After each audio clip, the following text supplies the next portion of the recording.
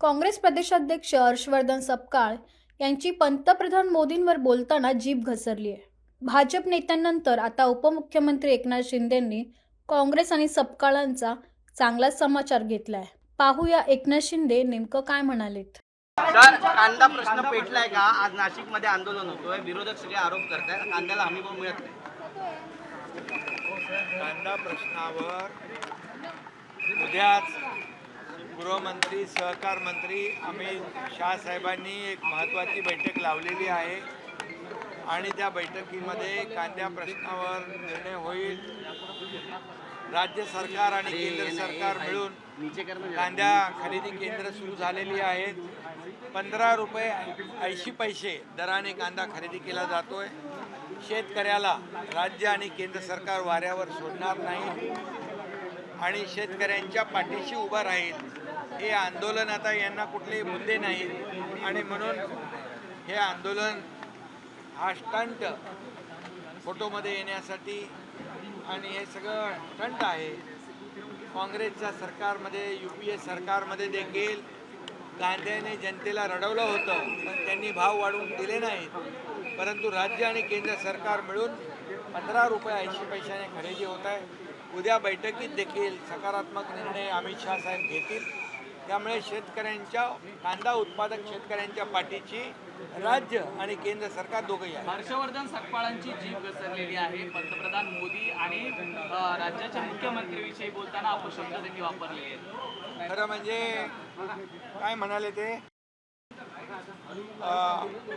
हर्षवर्धन सपकाळ हे आता जेमतेम 1-1.5 वर्ष काँग्रेसचे अध्यक्ष झालेत आणि प्रधानमंत्री मोदी साहेब 13 वर्ष गुजरातचे मुख्यमंत्री होते। 12 वर्ष या देशाचे पंतप्रधान यशस्वी प्रधानमंत्री म्हणून त्यांनी काम केलं आणि या देशाला पुढे नेण्याचं काम केलं आहे, विकासाकडे नेण्याचं काम केलं आहे, आर्थिक महासत्तेकडे नेण्याचं काम केलं आहे, आत्मनिर्भर भारत बनवण्याचं काम केलं आहे। आणि म्हणून अशा यांनी एक दिवसही सुट्टी घेतली नाही। राष्ट्र प्रथम नेशन फर्स्ट हा संकल्प त्यांनी केला आणि अशा या देशाच्या यशस्वी लोकप्रिय प्रधानमंत्री नरेंद्र मोदीजींवर अशा प्रकारची खालच्या दर्जावरची टीका करणं हे निंदाजनक आहे।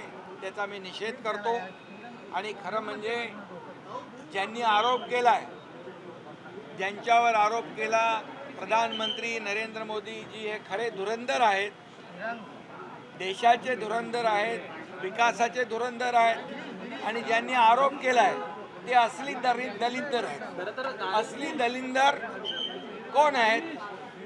ज्यांनी आरोप केलाय हा सूर्यावर थुंकण्याचा प्रकार आहे, का राजा भोज और का गंगू तेली असा प्रकार आहे आणि म्हणून याचा निषेध करावा तेवढा थोडा आहे। या देशातली 140 कोटी जनता या काँग्रेसला धडा शिकवल्याशिवाय राहणार नाही।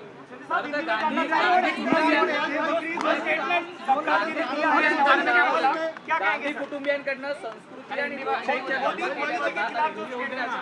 ही संस्कृती नाही। देशाच्या प्रधानमंत्र्यांना खालच्या पातळीवर अशा प्रकारचं वक्तव्य करणं